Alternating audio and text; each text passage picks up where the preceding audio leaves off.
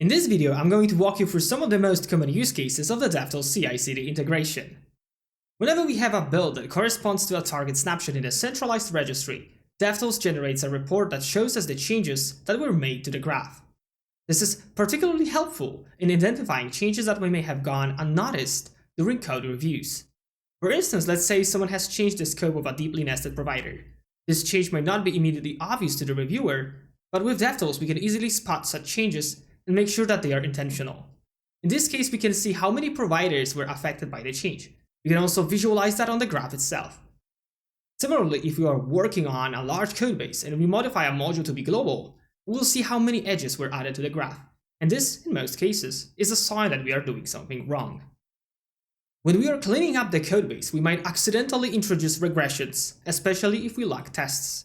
With Devtools, we can easily spot such regressions and fix them before they make it to production. For instance, if we remove a guard from a specific endpoint, it will show up as affected in the report.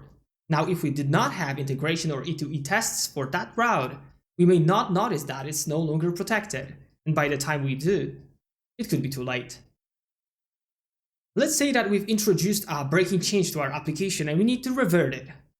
With Devtools, we can go back in time and investigate and troubleshoot the issue by comparing the current graph with the previous one. Depending on how we set things up, every pull request or even every commit will have a corresponding snapshot in the registry, so we can easily go back in time and see what's changed.